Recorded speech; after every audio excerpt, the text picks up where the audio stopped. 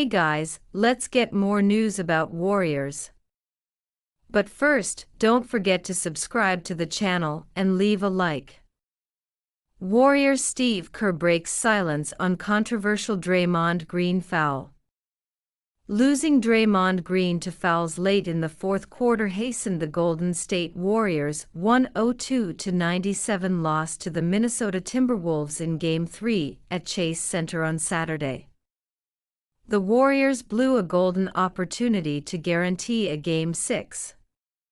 Stephen Curry's target return date from a Grade 1 left hamstring strain, with Green's foul-infested Game 3 performance. Green would not have fouled out if only Steve Kerr was successful in challenging Green's controversial fourth foul, a blocking foul against Julius Randle with 646 left in the third quarter, and the Warriors holding a 53-50 lead. Even ESPN analyst Tim Legler on the broadcast sided with Green, and did not agree with the officiating crew led by Scott Foster on their decision not to overturn the blocking foul. "We felt pretty strongly about that block," Kerr said of a play that he challenged but failed to overturn. "It looked like Randle went through his chest. We didn't get the call. That's part of the game." Kerr also took exception to Green's sixth foul against Jaden McDaniels' drive at the rim, but he was already out of a coach's challenge. "The sixth foul is tough," Kerr said. "That didn't feel great looking at the replay, but it is what it is." Kerr, however, did not blame their loss on the officiating, and instead pointed out to the Timberwolves outworking them on the offensive glass, which led to their collapse. Minnesota grabbed 13 offensive rebounds and outscored Golden State 26-4 in second-chance points. Green took his fifth and sixth fouls in a quick succession inside the final 456 of the game as the Warriors went down with him. Jimmy Butler put Green on notice, highlighting his importance to the team, especially with Curry out of the lineup. "Obviously, he's one of the top defenders in the world," Butler said of Green after the loss. "For sure. He's the best defender on this squad. When he's out, it is just different. You don't got nobody back there that's quarterbacking the way that he does it, that can switch everything, and that gets every loose ball, and that can rebound." Green, a finalist for the NBA Defensive Player of the Year, did not have a statistically good game. He finished with only 2 points on 1 of 4 shooting, but he added 4 assists, 2 rebounds and 2 steals. He also turned the ball over a game-high 5 times, as was -5 during 29-minute stint. But Green's impact was beyond the box score, as he helped keep the Warriors together on the floor, especially with his defense and communication.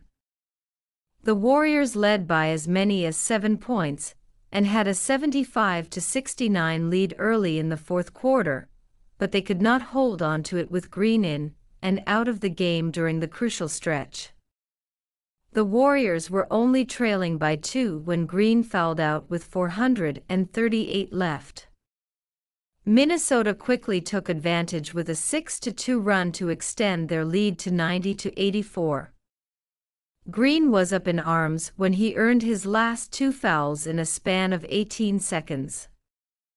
Without the Warriors' defensive anchor, the quartet of Rudy Gobert, Randle McDaniels, and Anthony Edwards finished off the game, outscoring the home team 18-15 the rest of the way to take a 2-1 series lead. Jimmy Butler issues ultimatum to Warriors after Game 3 loss. Jimmy Butler issued an ultimatum to the Golden State Warriors after losing grip of the Western Conference semifinal series against the Minnesota Timberwolves with a 102-97 loss in Game 3. "If we don't win, we damn sure don't have to worry about getting Steph back this year," Butler told reporters after the loss. We got to put our big boy pants on and go out there and compete at a high level, and get this one on Monday. Game 4 is a must-win situation for the Warriors. A win will buy Stephen Curry more time, as the Warrior star aims to return in Game 6. A loss would be devastating, as only 4.5% of NBA teams who faced a 3:1 series deficit have completed a comeback. Butler poured 33 points in the Game 3 loss, going 12 of 26 from the field and 7 of 9 from the free throw line. His last 5 points early in the fourth quarter gave the Warriors their last taste of the lead, 82-77 with 8:16 left. The Timberwolves stormed back with a 9-0 run to take an 86-82 lead. A Jaden McDaniels three-pointer extended Minnesota's lead to 90-84, and the Timberwolves never looked back. Butler added 7 assists and 6 rebounds in 43 minutes. Golden State coach Steve Kerr was all praises for Butler, giving him credit for putting the Warriors in a position to win despite Curry's absence and Draymond Green fouling out late in the game. "Man, Jimmy was incredible," Steve Kerr told reporters. "He really controlled the game for us and put us in a position to win, and we just couldn't close it out. But he was brilliant all night." Butler's ultimatum to the Warriors came on the heels of Curry taking the first big step in his comeback bid. According to Anthony Slater of The Athletic, Curry went through a pretty strenuous workout 90 minutes before the Warriors took a 102-97 loss in Game 3 on Saturday at Chase Center. Slater added that Curry didn't push it to full speed. According to a team source, he's yet to burst or cut or test that left hamstring in a manner that'll deliver him and Rick Celebrini, the team's lead medical decision-maker, the true information they'll need on whether the hamstring is healed enough to return deeper in this series. But he went through a medium-speed shooting routine and rode the stationary bike.